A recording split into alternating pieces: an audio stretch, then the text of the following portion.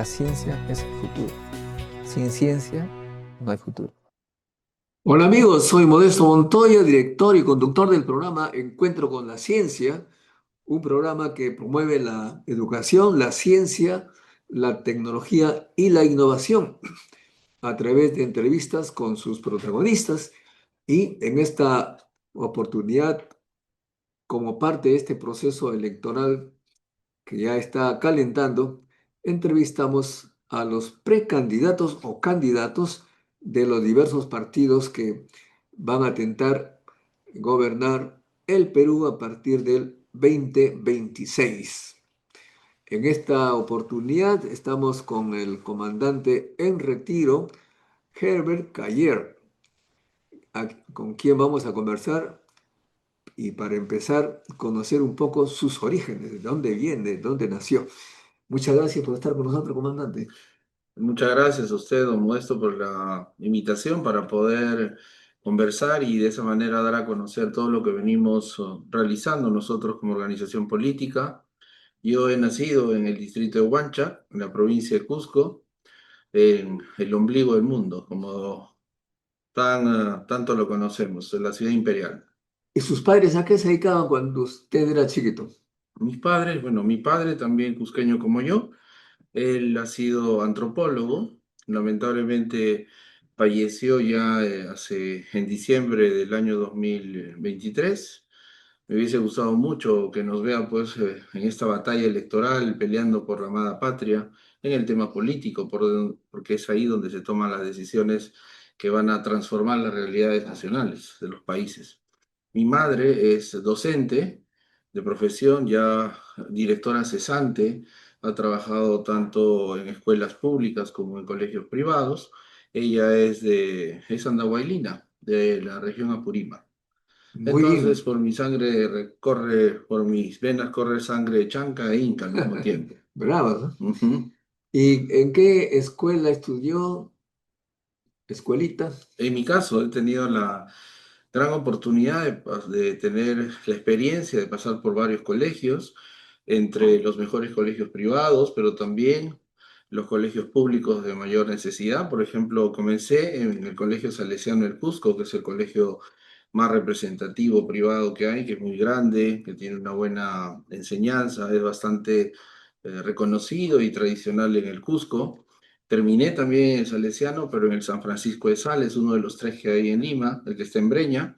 Pero ¿Y por qué en- tanto lo que pasa, movimiento? lo que pasa por el trabajo de mi señor padre, antropólogo, él llegó a ser también el director de la Corporación de Desarrollo de Apurímac, por lo tanto tenía que viajar mucho para ver las obras públicas. Es así que de pequeño también he vivido directamente la época del terrorismo, al estar en Akira, Coyurqui, haber estudiado en una escuelita de adobe, multinivel y unidocente en el distrito de Tambobambas, en la provincia de Cotabambas, donde está la mina más grande e importante del Perú. Sin embargo, siguen viviendo en condiciones de mucha pobreza las comunidades para poder llegar, porque he llegado tres veces políticamente hablando, en 3 años distintos, nuevamente a Tambobamas. Uno tiene que recorrer, aparte de cientos de kilómetros para llegar a cierto punto, 250 kilómetros de carretera, trocha, una sola vía y abismo al costado.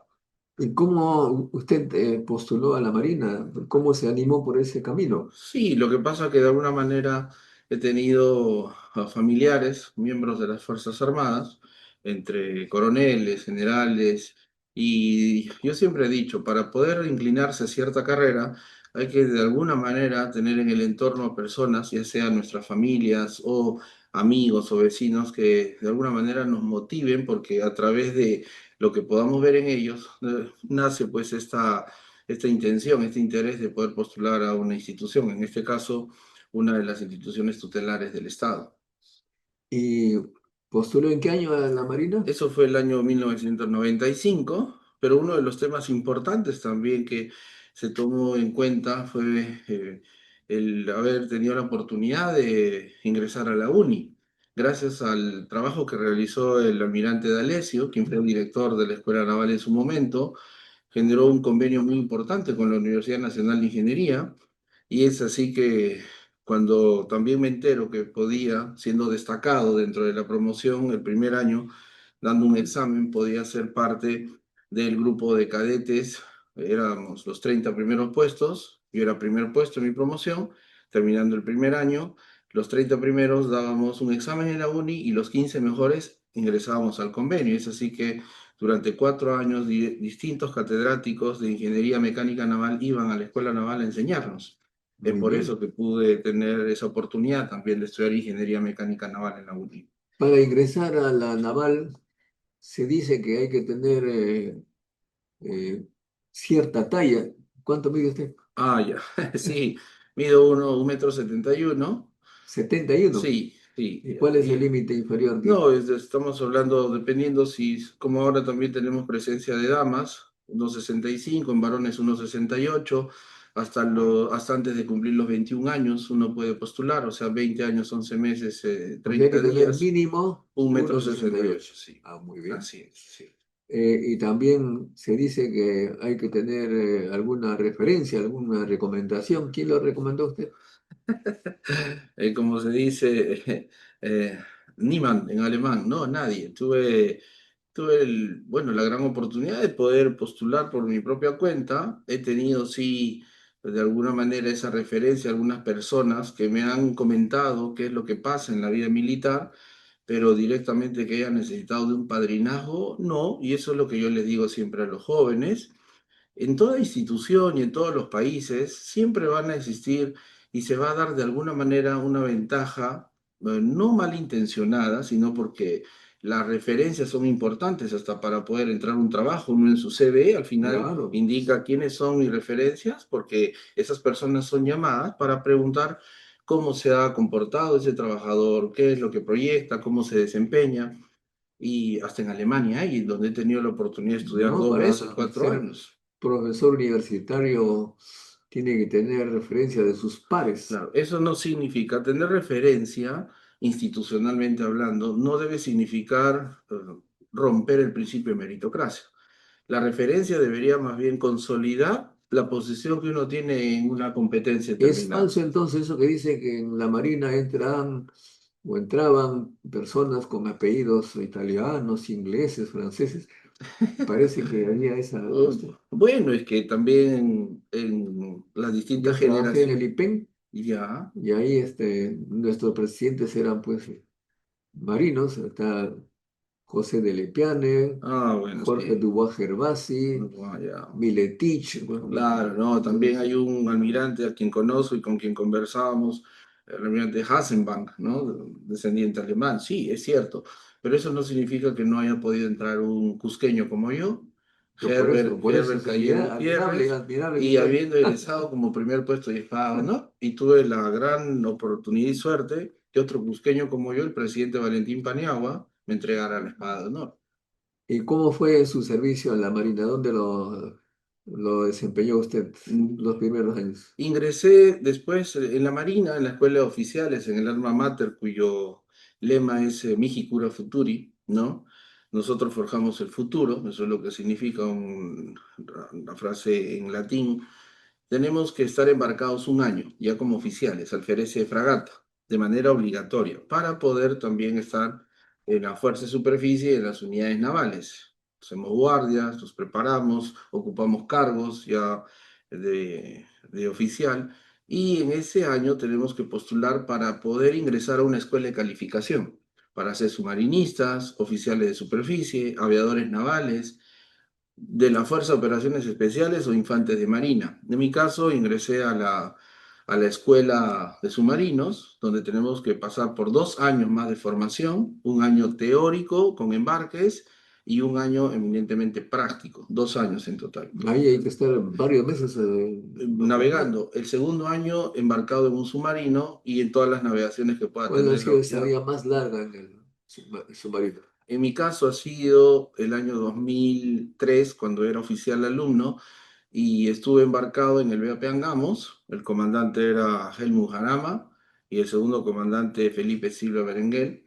Y nos fuimos al operativo más importante que tiene la Marina de Guerra del Perú con los Estados Unidos, el operativo SABIEX, que significa Submarine Diesel Exercise, ¿no? Y tuvimos que operar durante 6 meses, zarpando el puerto del Callao, 28 días para llegar al puerto de Norfolk, en la costa este de los Estados Unidos, y operaciones en la mar de 15, 18 días, en total 6 meses de ida y retorno.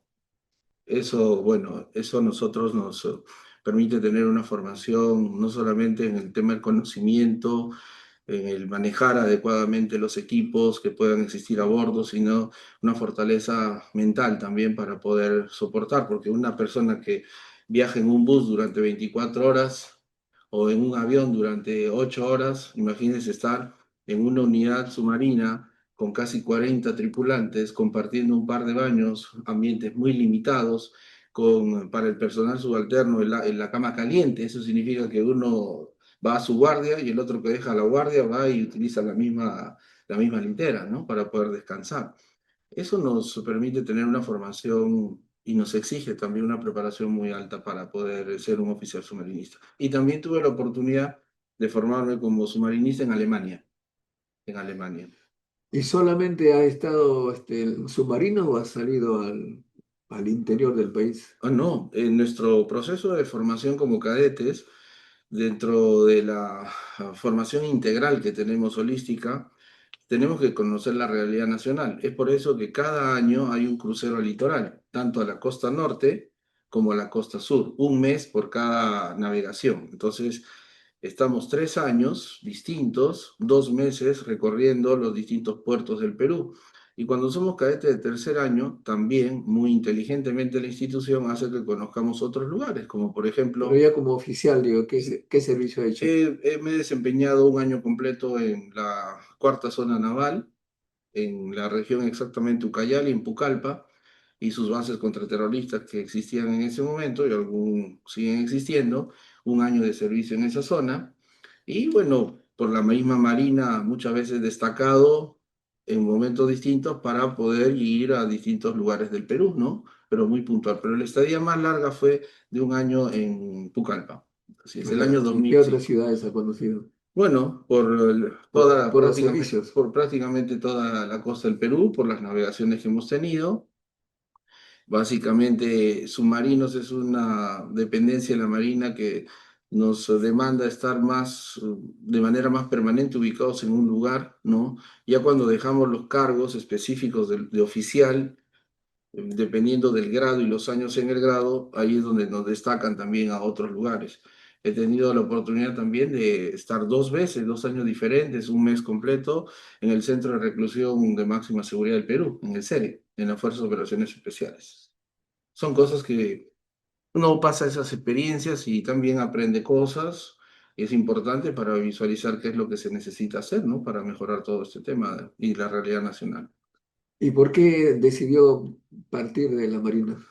No, bueno, es más que todo un tema que tiene que ver con, hay situaciones que uno tiene que pasar, hay situaciones que uno tiene que enfrentar y seguramente los destinos, en base a las acciones que uno realice, le permiten estar en posiciones de mayor importancia para el propio Estado, ¿no? Pero para eso también me he ido formando en el tiempo. He tenido la oportunidad de estudiar leyes, soy doctor en Derecho y me he preparado en maestrías en el Instituto de Gobierno, donde usted sabe que los profesionales que van al Instituto de Gobierno normalmente se proyectan en una carrera política en el tiempo, ¿no?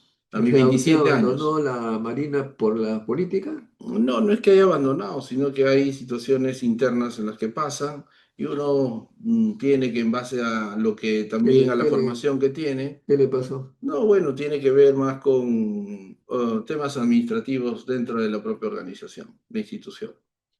Muy bien. Entonces usted sale de la Marina y ¿en qué momento se animó a organizar el Partido Patriótico. Patriótico del Perú? Sí, yo estuve en servicio activo oficialmente hasta el año 2017, hasta mayo del 2017, y ya en julio, el 28 de julio del 2017, fundo el Partido Patriótico del Perú. Vamos a cumplir Pero 8 ¿cómo se años. animó? ¿Qué le indujo a ello? Lo que pasa es que durante la carrera, al ser un cadete destacado, la Marina tiene dentro de las filas de la escolta de bandera siempre a los primeros puestos de cada promoción. Al estar en la escolta de bandera, tenemos el privilegio de estar en las ceremonias más importantes del Estado. Por ejemplo, en el mensaje de la Nación, estamos frente a la puerta principal del Congreso de la República, en la Plaza Bolívar.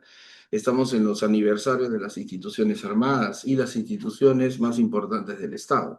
Es ahí donde escuchamos permanentemente los mensajes institucionales, vemos a las autoridades directamente, de muy cerca, porque parte del protocolo es acercarse a las escoltas de bandera, presentar su saludo y finalmente ubicarse, ¿no?, en el estrado oficial, dependiendo de las ceremonias a las que participábamos. Ahí es donde también observaba y veía, ¿y por qué no hay mayor presencia también de marinos en el escenario político? La presencia de marinos se ha ido dando en los últimos años, Y usted. ahí tenemos a Jorge Montoya, Cueto, Claro, pero acá, Quiabra, sí, correcto.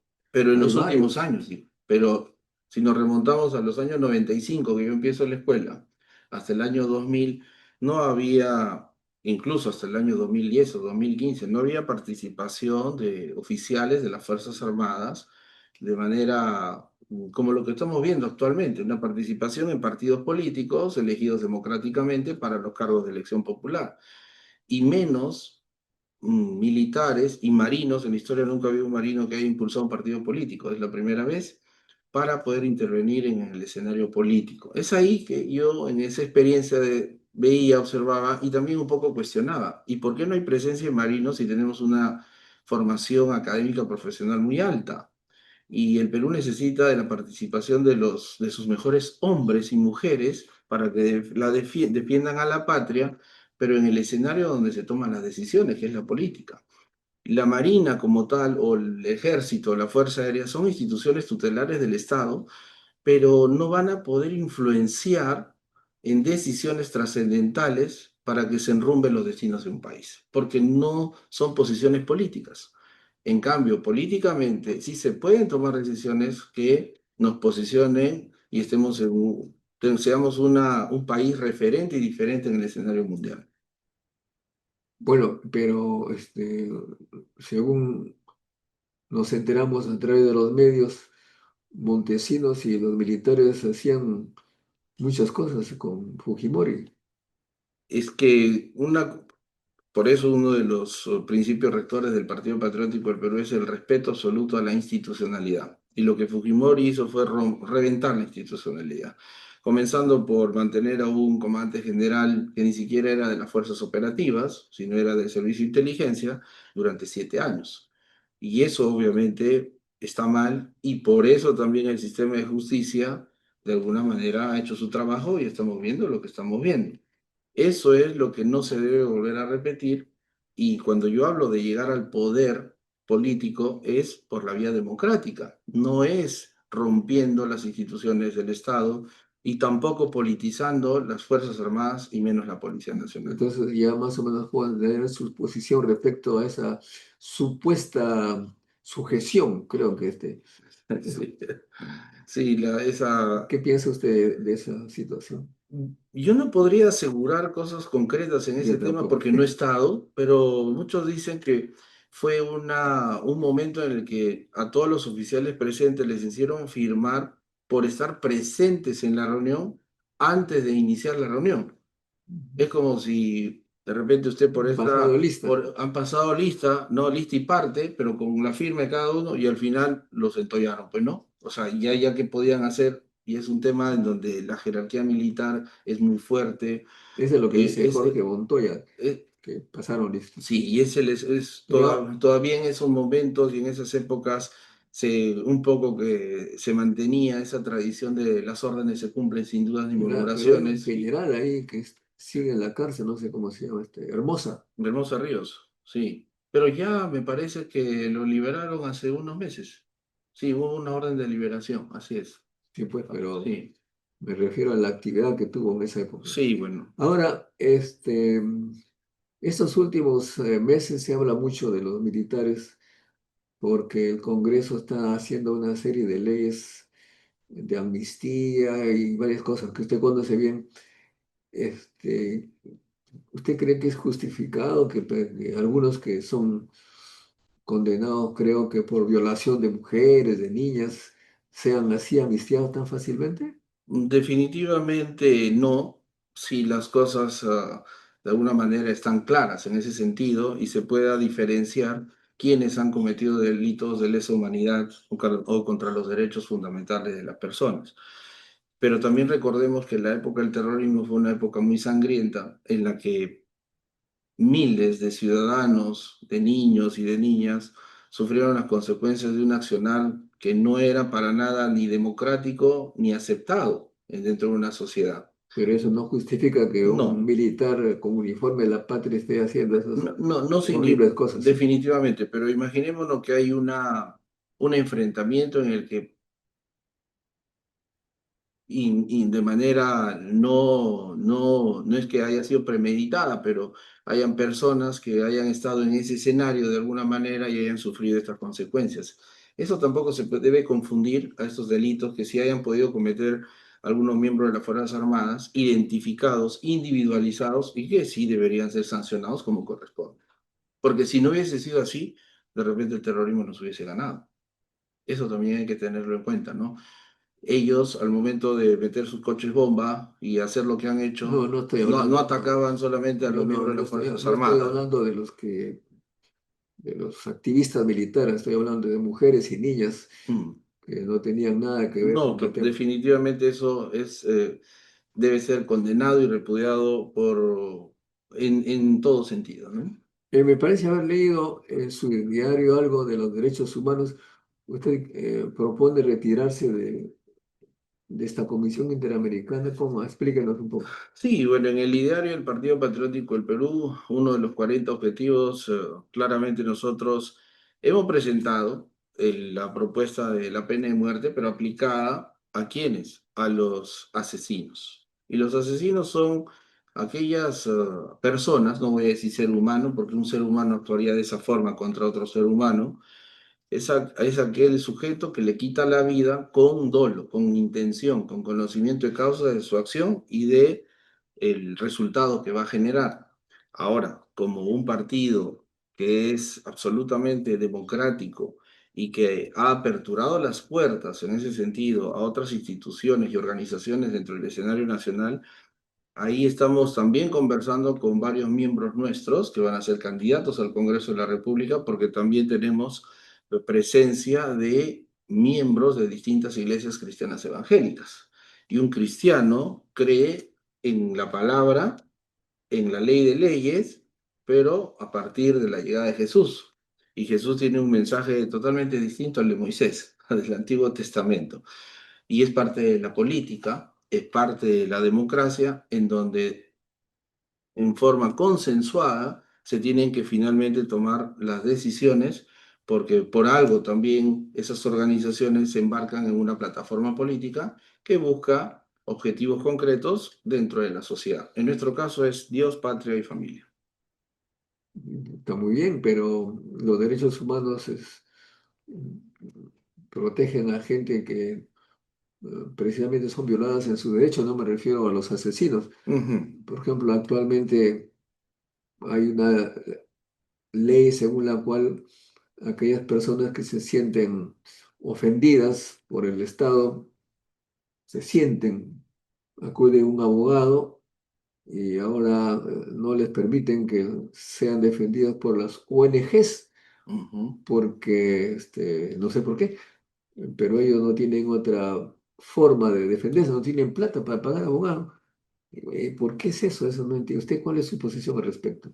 Bueno, pero todo ciudadano en el sistema de justicia, y recordemos que el sistema de justicia tiene una inversión del sector del presupuesto público, en este caso el año 2025, de casi 9.000 millones de soles para el sistema de justicia, de los 250.000 millones que tenemos como presupuesto nacional.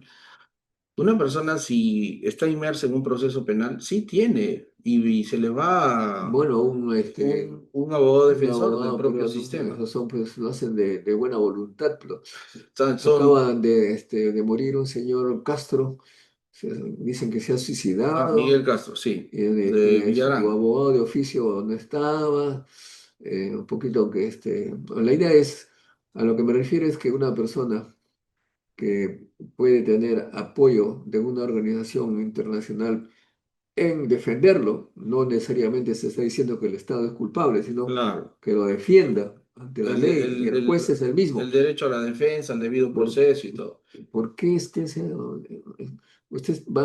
apoyaría como diríamos, derogar esa ley que impide a las personas ofendidas, que se sienten ofendidas, que reciban apoyo de estas No, ONGs? no, al contrario, sí, esa es una de las cosas que nosotros también impulsamos en diversos aspectos y diversos sectores.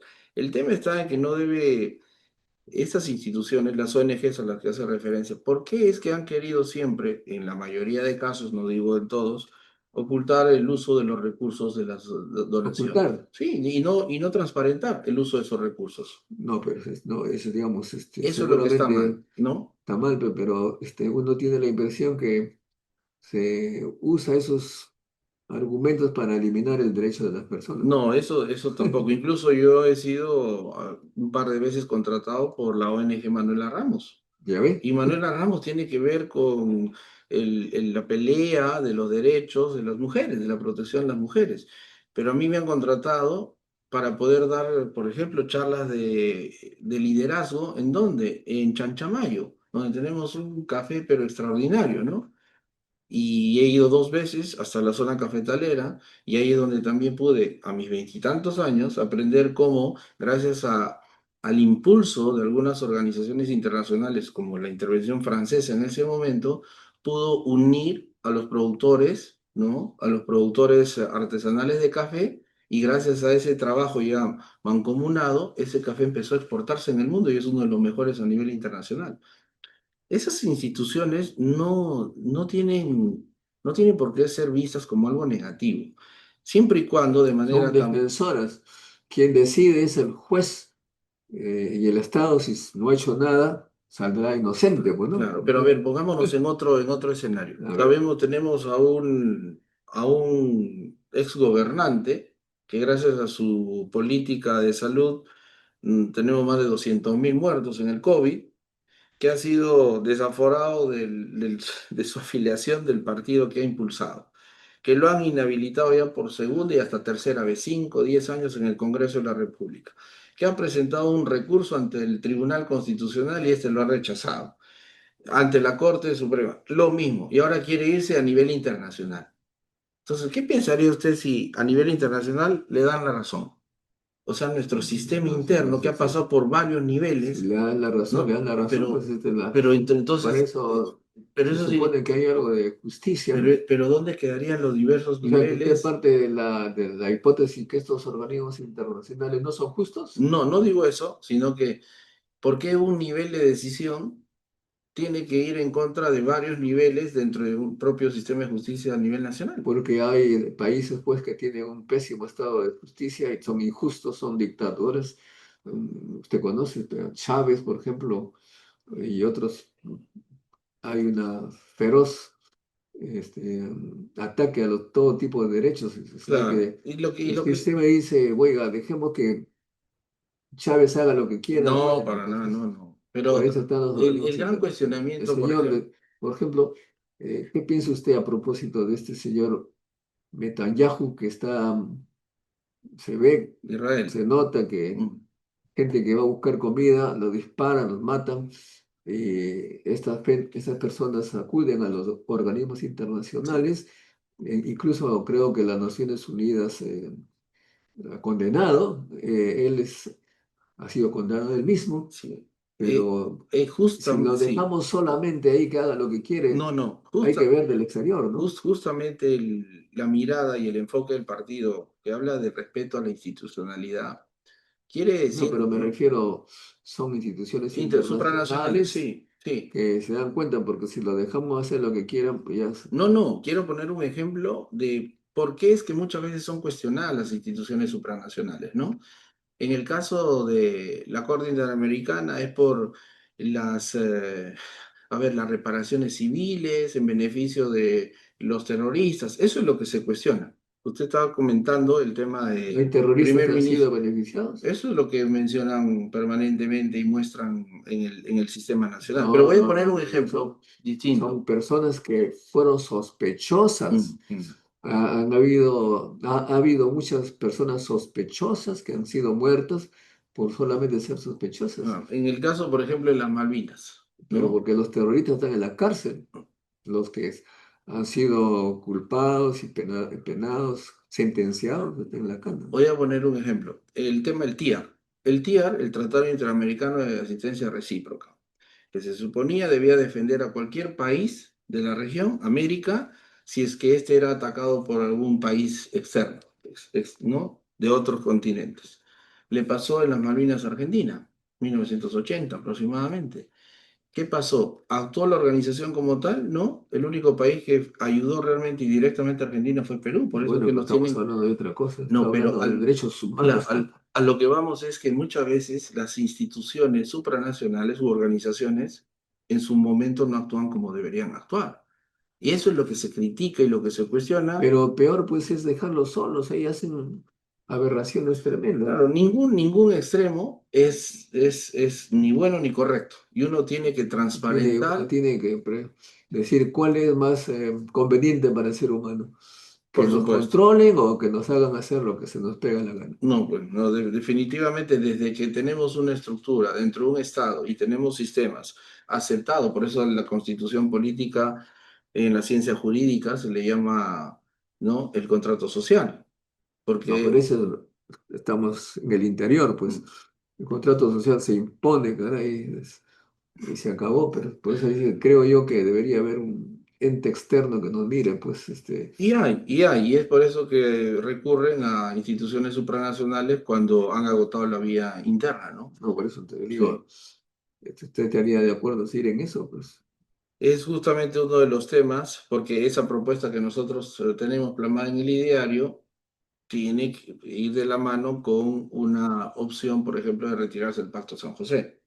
Ese es su tema. Pero como le mencionaba, al tener 20 candidatos al Congreso de la República, cristianos evangélicos, eso también está en coordinación, en conversación, para ver qué decisión finalmente se toma en ese sentido. Porque no se trata, la política es el accionar también, el acuerdo tomado entre las partes, pero que se tome ese acuerdo en decisiones democráticas, pensadas, analizadas, no, pero proyectadas ya y bueno, que, yo me refería a una mirada externa para que nuestro país no se le ocurra hacer cosas un poquito complicadas. claro, el abuso de poder, Claro, ¿no? definitivamente, eso no es, Por ejemplo, me acuerdo, todavía hasta ahora resuena que personas dicen, a las mujeres fueron, ¿cómo le llaman? esterilizadas. Sí. Sin consulta, Mm, y esas mujeres tienen derecho a que se les repare, pues caray, si ha sido a la fuerza, ¿no? sí, claro. Con engaños. Claro, y finalmente el tema del control de natalidad no se da eliminando y extirpando un derecho tan natural para una mujer que es la de concebir, sino a través de la educación, a través de la capacitación, enseñándoles qué cosa es bueno, por qué es bueno, en qué momento es bueno, porque tampoco se trata de procrear, tener hijos sin responsabilidad. Eso no es bueno, ¿no? O sea, ningún extremo es bueno. Y lo que debe hacer el Estado es garantizar más bien que las familias y la sociedad avance y Eso, tome pero eso se decisiones hace con con educación, conocimiento, con educación, por se hace con supuesto. educación, la gente educada toma decisiones, pero si a propósito de la educación estatal ha sido prácticamente abandonada, por lo que veo, las escuelas, cada rato que paseo por la sierra, las escuelas están cayendo. Mm. Mi colegio de Chimbote se ha desmoronado, así.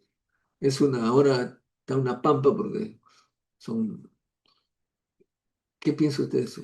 Porque sin educación va a seguir lo que te señala, la gente hace las cosas sin responsabilidad, etc. Correcto.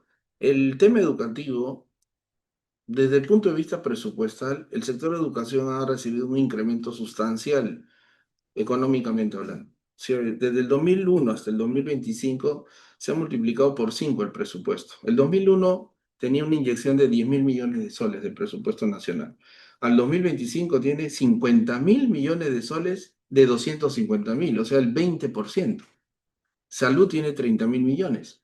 La pregunta es, ¿de qué sirvió haber pasado de 10.000 millones a 50.000 millones? Y es lo que me pregunto, Es si un, las te- escuelas siguen mal. es un problema eminentemente de gestión. No es un problema presupuestario, es un problema de gestión. Si tenemos un ministro de educación que está pensando primero en afiliarse a un partido político, ya sabemos de quién, seguramente proyectando un proceso electoral futuro, en vez de estar metido y enfocado permanentemente en el impulso de su sector, las personas también muchas veces creen que cambiando un papel se cambia la realidad. No, lo que hay que cambiar son los gestores públicos, los representantes políticos, los funcionarios que van a tomar las decisiones dentro de los ministerios del Estado, que van a ejecutar el presupuesto y que tiene que tener impacto de esa política pública, que finalmente necesita del uso de recursos económicos y de los recursos humanos. Tenemos un Estado con 1,5 millones de funcionarios públicos, casi 2 millones si consideramos los CAS y todo esto, 250.000 millones de soles de presupuesto, un país tan potente y tan rico productivamente hablando, pero está operando a mínimas revoluciones porque no tenemos representantes en el Congreso de la República que estén impulsando leyes con una mirada distinta en cuanto a elevar enormemente la producción, por ejemplo, en el sector forestal, energético, agrario, minero, pesquero, marítimo portuario, cultural. Usted ha estado en la ciudad de la pesca y el acero. ¿Sabe cómo ha existido el apagón siderúrgico allá? Gracias al gobierno de Toledo, que concesionó, vinieron los brasileros y compraron ahí sí del Perú. ¿Y qué cosa hicieron? Convirtieron esos centros de producción en qué? En almacenes, para que la producción brasilera venga acá, le pongan la etiqueta de Perú y la exporten. Eso es traición a la patria. Por eso, ¿dónde está? Entonces no nos debe dar pena. Debe continuar No ahí. está no está en la cárcel por eso, pero No, claro, pero son más cosas, ¿no? ahora bien, efectivamente hay gente que no tiene un poquito de consideración con la población. Eh, la discusión de este fin de semana ha sido la remuneración de la presidenta. Entonces yo hice una investigación acá.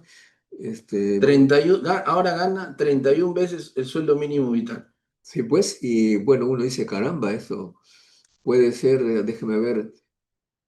A ver, mientras que usted me explica cuál es su posición al respecto. Evidentemente, y dicen, ¿no? Que han hecho un benchmarking, o sea, un análisis del mercado de los países de la región para ver en qué posición está. Y ahora está en segunda posición de los presidentes mejor remunerados, ¿no? O sea, Pero pero está muy mal. ¿Por qué? Porque ella dice, no, no de sé acuerdo. qué cosa han hecho, pero yo he hecho acá para que no piensen es mi opinión, ¿no? Dicen, Es no, lo que pasa es que. el ChatGPT, mira, Ah, ChatGPT, ok. dice, todo el mundo está viendo ahorita, está en pantalla esto, dice, ¿es justa la remuneración presidencial del Perú? Yo le he preguntado al ChatGPT y doy mi opinión. Ajá. Entonces hace esta lista, dice, 34,5 veces la remuneración mínima es la presidenta del IPEN. 30 veces es de qué país 30 veces de Chile. de Chile, 25 Estados Unidos, Uruguay 21, Mm, Francia 9, mm. Colombia 26. O sea que, Bueno, en realidad ChatGPT ahí se ha equivocado 31 veces porque la remuneración mínima es de 1.130, pero igual, sí, está, pero ahí está en está, una posición superior. parece que está con la de 1.130 dice acá, 1.130, ¿eh? Sí. El mínimo vital es 130 Porque 30 veces, a ver, y acá es 1.100, 35.000, de 35.000, treinta y sí, un por ahí veces, va. 30 sí, por ahí, 31. No, 35, 34,5 no es 35. 34,5 veces el sueldo mínimo vital, ujú, porque el sueldo mínimo vital está más o menos en 1.000 soles, mil mil ciento ciento treinta treinta sí, Sí, correcto. por ahí está, ¿no? Sí, entonces, Pero pero, imagínense, estamos pues, o sea, si tuviese el Estado, que recordemos que en servir, porque han hecho referencia, ¿no? El Ministerio de Economía, el primer ministro ha hablado y la misma presidenta ha hablado de servir y tiene relación con lo que servir considera. Pero en en servir, todo caso es el país que tiene el mayor sueldo respecto al sueldo mínimo vital. correcto. es cierto. ¿no? Es una cosa Sí, impresionante. y hace referencia a servir, pero uno cuando hace referencia a algo hace referencia a todo, pues no solo a una parte del todo, ¿no? Y dice, no, pero estamos haciendo referencia a servir, pero lo que parece que no le han Bueno, enseñado, tú sabes que ese es un argumento, un pretexto, pero sí, si yo me quiero subir el sueldo a lo que quiero, hago pues las argucias claro, normales. pero lo que yo quiero mencionar es, debería de hacer un análisis completo, ¿no? Porque al hablar de servir estamos hablando de profesionales preparados, capacitados, que tienen una formación y una carrera pública y que deben de pasar por todo un proceso para ir subiendo de categoría y ganar lo que ganan. Pero ¿qué tiene Dina Boluarte en ese sentido? O sea, si tuviéramos Tiene que... usted toda la razón, ¿no? Que estamos hablando de personas que son, que ganan una remuneración de acuerdo a su preparación Y a y a los su resultados de su capacidad, gestión. además, Así es. pero sobre Entonces, todo entonces empezando por su preparación. si analizáramos todo No se ello, trata, creo yo, de los que son elegidos por voto popular, porque los que son elegidos por voto popular, ya sabemos, ¿no? Quiénes son. sí. De modo que tiene una maestría la señora, tiene un doctorado, tiene gestión pública, Ah, algo. no, y sobre todo los resultados. Si por los Habrá que ver resultados los tuviésemos que resultados. decidir su aumento, tendríamos que estar en la 10ª parte del sueldo mínimo probablemente, ¿no? Por lo que estamos viviendo en el país, 97% de desaprobación de su gestión, El que puede, puede. En realidad el Perú, pero ella puede y hace lo que y quiere. ahora con su tarjeta de compras, ¿no? De 5.000 soles para ella y su familia, Oiga, sin pero que sus rindan colegas, cuentas. sus colegas militares también no están muy bien, que digamos. Ahora ganan como congresista 25.000 soles, más los 9.000, supongo, A la de la pensión. pensión. Mm. Bueno, está como Dina. Sí, bueno, por eso de alguna manera quien ha hablado la ha defendido últimamente y me da mucha pena porque no se piensa en el Perú, no se piensa en la gente, o sea, hay que ser cara dura para incrementarse el sueldo de esa manera y tratar de legitimar esa decisión que puede ser legal, pero no es legítima. ¿Por qué? Porque no tiene ningún tipo de sustento real. Y lamentablemente lo que estamos viviendo es los poderes del Estado, el poder legislativo y el poder ejecutivo que están jugando en ping-pong, en ping-pong. Y ambos se están manteniendo y protegiendo porque don dinero es lo que manda en ese sentido y está claramente eso visualizado. Otro tema que se ha hablado este fin de semana es de los mineros informales e ilegales. ¿Cuál es su posición al respecto? ¿Sabe qué cosa es lo que ha dicho el día de hoy el ministro de Energía y Minas Montero? Que de los casi 90.000 mineros que estaban registrados en el Reinfo, han quedado un poco más de 30.000 y han eliminado su registro más de 50.000, como 55.000. Y mencionaba, porque fue entrevistado en el canal 7 del Estado, decía que habían eliminado el registro a esa cantidad de mineros porque no tenían actividad minera. ¿Y sabe por cuál era su sustento para determinar que no tenían actividad minera? Porque no habían informado de, de su trabajo y de su producción minera. O sea, es como si dijéramos que la tala ilegal no nos ha informado de su actividad ilegal, de lo que están talando, y porque no nos han informado, no existe tala ilegal. Hay que ser, discúlpeme la expresión, sonso, ¿no? Para decir eso. El cambio debería haber dicho, y debería ser el Estado, tenemos un trabajo en el que se está controlando, verificando, porque el Reinfo exige hacia el minero informal, en este caso no es ilegal, debe ser el informal, su ubicación, donde realizan sus operaciones mineras. Y con su ubicación, fácilmente Pero el usted Estado puede no, ir y verificar si no están va a realizando recibir la... usted nada de los mineros informales e ilegales. No, no, bueno, en realidad, O sea, cuando es, ellos financian si yo candidaturas, ¿no? eso he escuchado, y es por eso que también es mucho más difícil para el Partido Patriótico del Perú tener financiamiento. ¿Por qué? Porque lo bueno es más difícil de juntar. Lo malo se une más rápidamente, bajo la ley y el principio de la semejanza. ¿Qué piensa usted de esa tremenda plata que recibió Keiko? Dicen que es legal, pero si uno recibe una cantidad de plata de esa naturaleza de una gran empresa, Mm. ya cuando se tiene el poder, se ve tentado de favorecer a la empresa que lo financia. Lamentablemente, y yo cuando escucho a sus No digo defensores, que haya hecho, porque no ha sido funcionaria, pero eh, no, pero ya el hecho hace pensar. el haber hecho, el solo hecho de haber recibido dinero financiamiento, en este caso fueron de privados, incluso de un banco conocido, ¿no? Que tiene 8 millones de clientes, ¿ah? Es el banco con mayor cantidad de clientes en el Perú. Y argumentar, y yo escucho a sus representantes legales, a sus abogados, que son también sus personeros, sus secretarios nacionales, secretarios generales del partido, decir que eso no era un delito en ese momento. Ah, bueno, como no era delito, entonces yo no cumplo con lo que debo de cumplir. O sea, no se necesita que sea un delito para hacer las cosas bien y adecuadamente. O sea, no Es porque como no, la presidenta que dice que es legal sus 35.000 y tantos. o como sus operaciones, ¿no? Y que está tratando de Ahí sí que encubrir, no es muy legal que digamos. bueno, ¿no? Y lo peor de todo, ¿no? Son operaciones que empieza a decir una cosa, de ahí a cambiar de posición, y lamentablemente el entorno, y yo por eso digo, los ministros de Estado son sus escuderos, ahí no son ministros de Estado, son No, escuderos de una presidente más que escuderos son no sé cuál es la palabra, pero hace esto y firma, dice la sí, o voz. sea, son sus mandaderos. Eso es, ¿no? Firma, firma, ¿no? Porque Justifica todo al lo final que, tu cheque a fin de mes de 35.000 soles o más, o si no te 42.000 va a cambio. estar. Si no, chain de cambio, como dicen algunas personas. Ay, pero a este señor Santibáñez parece que no lo quiere cambiar para nada, siempre le busca un trabajito, ¿no? Lamentablemente, ¿no? Qué pena. Oiga, pero ahora el otro tema que se habla, y que grave es la seguridad. ¿Cuál es su posición, su plan para...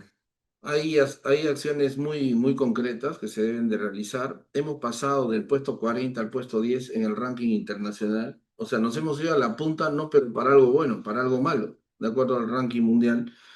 Países como nos ganan quiénes, Venezuela, Irak, Afganistán, Haití. Imagínense con quiénes estamos compitiendo, ¿no? Sería bueno que salgan cosas positivas como lo que ha hecho la selección de vóley femenino, segundo puesto en la Copa América. Eso sí no se difunde, eso sí no se Estamos aplaude. estamos primer puesto en remuneración presidencial respecto al... En todo lo malo estamos primero, ¿no? Los peores conductores También del mundo. primer lugar en número de muertos por el COVID. Sí, sí, sí, y también estamos en uno de los Anemia, como usted dice, cada, estamos... cada día, datos importantes en el tema de seguridad. Del año 2020 al 2023, del 1 de enero al 13 de enero, en esos años se han tenido en promedio 55 asesinatos en el Perú. El 2024, ya en este gobierno, hemos pasado a 74, de 55 a 74. Actualmente tenemos un promedio de 6 asesinatos al día. 6 asesinatos al día. Y hemos pasado del puesto 40 al puesto 10, o sea, acercándonos a ser uno de los países menos seguros en el mundo.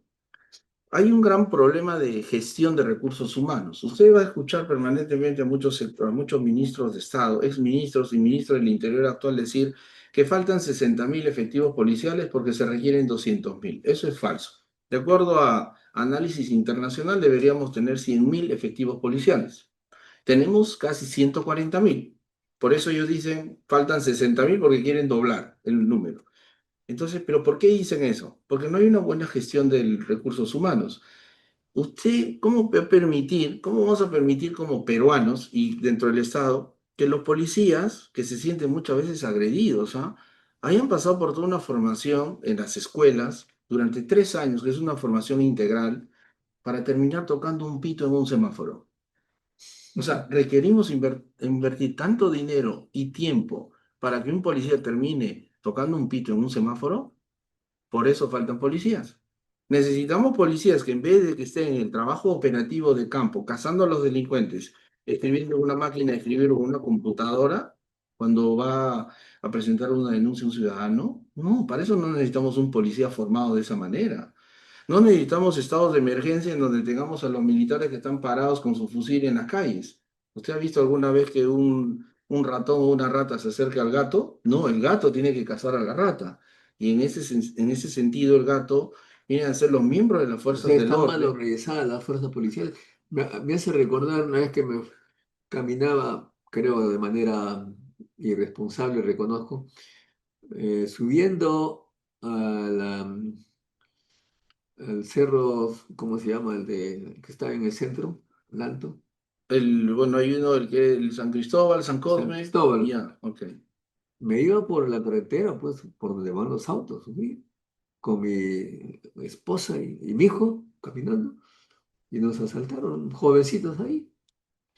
Entonces fui a denunciar a la comisaría que está por Hacho, la Ujú. más cercana, y vi pues efectivamente que los policías estaban ahí mirando televisión, Con haciendo... su celular, ¿no? No, no había celular, pues sí, sí, cierto, Ujú. cierto. Con los ladrillos. Ese- no, no, no, ya eran celulares, bueno, estamos hablando hace unos 10 años, por ahí.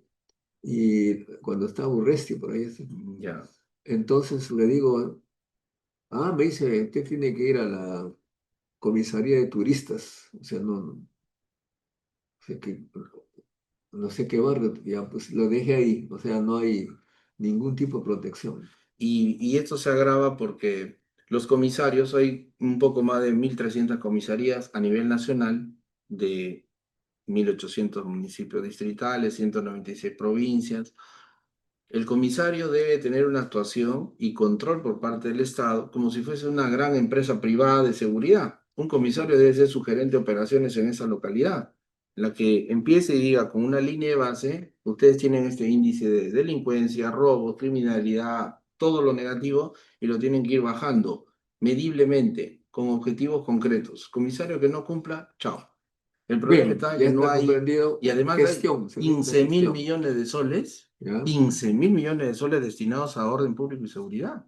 Oye, ¿Dónde usted me se está va? diciendo que la plata sobra. Sí, Bueno, pero hay estudios científicos de los sociólogos de varias universidades del Perú y del mundo que señalan que la delincuencia se debe a la falta de empleo y a al bajo nivel de educación que no le permiten precisamente tener un empleo decoroso. es por eso que nosotros planteamos el servicio militar obligatorio para los ninis.